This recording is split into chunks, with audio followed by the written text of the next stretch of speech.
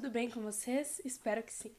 Então, esse vídeo é especialmente para você que tem uma prova sobre a independência do Brasil no final dessa semana e precisa tirar uma nota boa para os seus pais te deixarem sair no final de semana. Então, fica comigo até o final desse vídeo que eu garanto que você vai sair daqui sabendo tudo o que você precisa sobre a independência do Brasil. Vamos lá! Para entender melhor o que aconteceu na independência do Brasil, precisamos primeiro voltar um pouquinho no tempo. Você se lembra o que aconteceu no dia 22 de abril de 1500? Isso mesmo, o descobrimento do nosso querido Brasil. Nesse dia, os portugueses chegaram ao Brasil e se instauraram por aqui, fazendo assim com que o Brasil virasse colônia de Portugal. Ou seja, Portugal agora mandava no Brasil, por ser o seu país colonizador. Então, como Portugal era o manda-chuva daqui agora, apesar de Dom João VI morar em Portugal, ele governava o Brasil à distância. O rei Dom João estava tranquilo, vivendo a sua vida normalmente, até que a França decidiu invadir Portugal, por uma série de disputas que estavam acontecendo na época. Com o ataque, o rei ficou apavorado de medo de ser capturado. Então, ele decidiu fazer o que todos nós fazemos. Ele decidiu fugir dos seus problemas, só que ele fugiu literalmente. Ele se mudou para o Brasil, a sua maior colônia, juntamente com a sua família. Um dos filhos de Dom João VI era nada mais, nada menos que Pedro de Alcântara, Francisco Antônio, João Carlos Xavier de Paula, Miguel Rafael Joaquim Gonzaga Pascal Cipriano Serafim de Bragança Bourbon, podendo ser chamado para os íntimos apenas de Pedro, que mais tarde viria a se tornar Dom Pedro I. Então, continuando a nossa explicação, quando a família real veio para o Brasil, o Pedro tinha apenas 9 anos, fazendo com que ele crescesse aqui, então seu coração era brasileiro.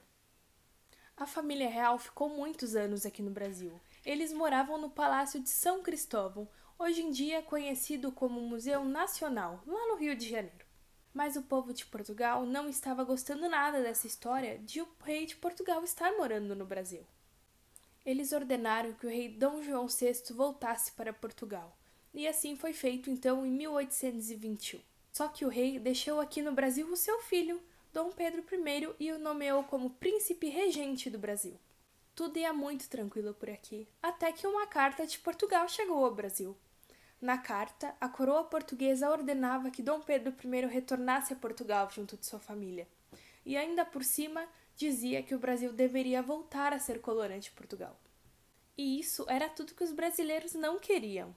Então, movido pelas manifestações, Dom Pedro I, no dia 9 de janeiro de 1822, disse: "Se é para o bem de todos e a felicidade geral da nação, diga ao povo que fico." Esse dia é conhecido como Dia do Fico. Essa decisão de ficar aqui no Brasil deixou muito irritado seu pai, rei de Portugal. Então foi enviada uma segunda carta ao Brasil. Nessa segunda carta estava escrito que Dom Pedro I não era mais o regente do Brasil. Foi então que nosso querido Dom Pedro I decidiu tomar uma decisão. No dia 7 de setembro de 1822, montado em seu cavalo às margens do rio Ipiranga, Dom Pedro I disse: "Independência ou morte", fazendo assim a separação definitiva do Brasil e Portugal. Claro que a gente não sabe se é exatamente essa cena toda que aconteceu, mas a história é essa. Agora vocês podem estar se perguntando, tá, mas se o Brasil não era mais colônia e o Brasil não era mais sendo, o que o Brasil era agora? Depois então de Dom Pedro I proclamar a independência do Brasil, o Brasil se tornou um império. E eu acho que vocês vão acreditar quem foi o primeiro imperador do Brasil. Isso mesmo, Dom Pedro I. E agora começa então a história do Brasil Império. Mas essa é uma aula para outro dia.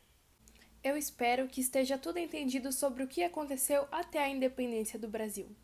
Mas para ter certeza de que está tudo muito claro, eu quero que vocês me acompanhem aqui nessa recapitulação do conteúdo bem rapidinho. Então, começando aqui pelo descobrimento, os portugueses chegaram no Brasil fazendo do Brasil sua colônia.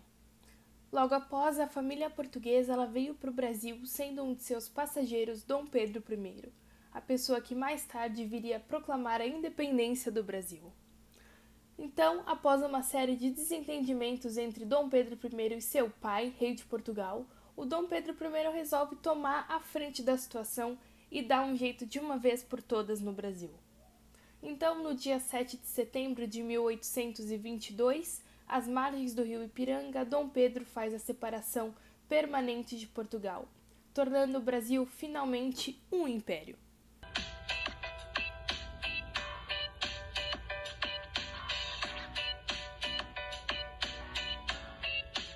Então, pessoal, espero ter conseguido ajudar vocês hoje com esse vídeo. Fiquem sempre aqui por dentro do canal da Pedagogia da FSG, pois sempre tem vídeos muito legais para vocês assistirem. É isso, muito obrigada, tchau!